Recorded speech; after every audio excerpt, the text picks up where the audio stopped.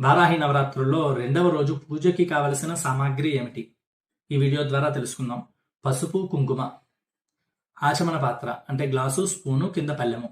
అమ్మవారికి ఆచమన పాత్ర అంటే కలశంలా చిన్న చెంబు ఏదైనా అమ్మవారికి. విడి పువ్వులు, పూలమాల. ఇంట్లో ఉన్న పువ్వులతో కూడా మాల కట్టచ్చు, ఇంట్లో ఉన్న పువ్వుల్ని పూజ చేసుకోవచ్చు.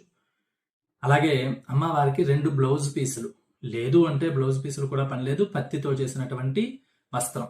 అలాగే యజ్ఞోపవీతం, పత్తితో చేసిన యజ్ఞోపవీతం, అది లేకపోయినా పువ్వులు ఉంచవచ్చు. ఎర్రటి అక్షతలు, గంధము. అలాగే అమ్మవారికి ఇష్టమైనటువంటిది ధూపం, సాంబ్రాణి కానీ, లేదు తప్పలేదు అంటే కనుక అగరవత్తులైనా సరిపోతాయి.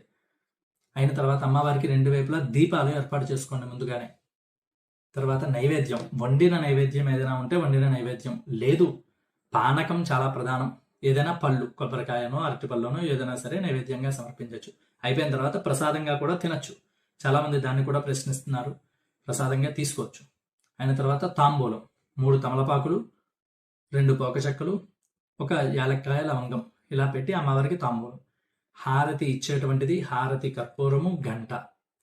ఇవి దగ్గరలో ఉంచుకోండి. అలాగే ఒక 2 తమలపాకులు ఎక్స్ట్రా పెట్టుకోండి, కలశంలో వేయడానికి కావాలి. ఇవన్నీ పెట్టుకుంటే మీరు రెండవ రోజు పూజని ప్రశాంతంగా చేసుకో.